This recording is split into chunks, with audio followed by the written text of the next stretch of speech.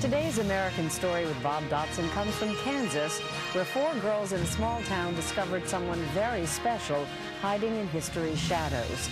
She's a woman a world away who saved the lives of 2,500 children and is now on the list for a Nobel Peace Prize.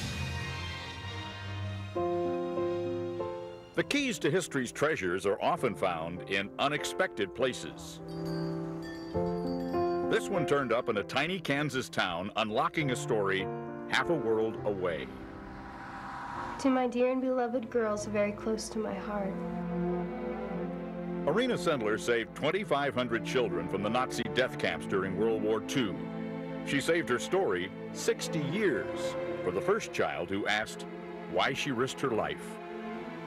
My parents have taught me that if someone is drowning, one always needs to give a helping hand and rescue them.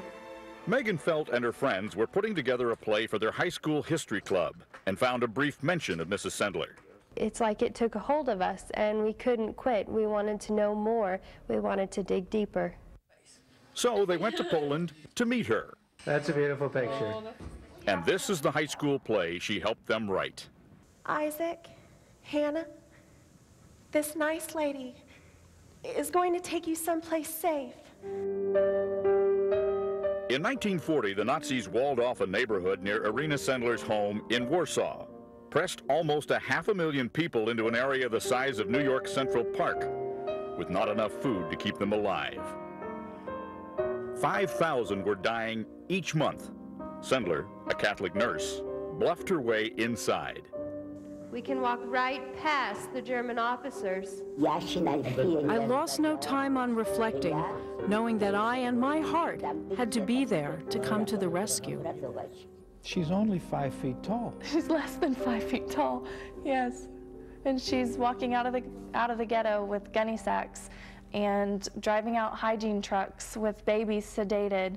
The tiny ones she'd put in boxes, and sometimes they would make noise, but she had a dog sitting beside her. What did she do in order to cover up the cries? If they got close to the child, she would hit the dog on the paw and it would start to bark and cause chaos, so they had to let her go through.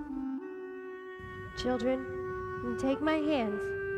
She took the children to Catholic families who agreed to raise them as their own, but wrote their real names on cigarette papers and put them in a jar, which she buried beneath an apple tree across the street from the Nazi barracks. I know you were not the mother of that child. One day, Irena Sendler was betrayed, arrested, both her feet and legs broken, almost murdered. But she never revealed where she'd taken the kids. After the war, she quietly dug up the jars and, true to her word, began returning the children to surviving relatives. One person has the ability to change people. Mrs. Sendler had a question for you girls. She wondered why you would care when you came from a place that didn't have a Jewish family for miles and miles and miles. Race, religion, creed, it didn't matter to us. What mattered was good can triumph over evil.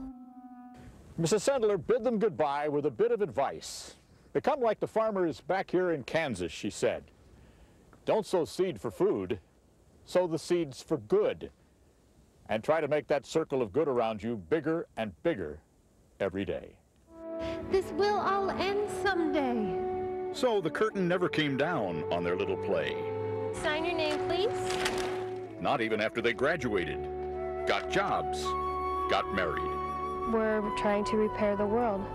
Norm Kennard, their high school history teacher, has watched them perform in more than 200 schools. They're reaching over the walls of bias and prejudice that adults could never attempt to reach over.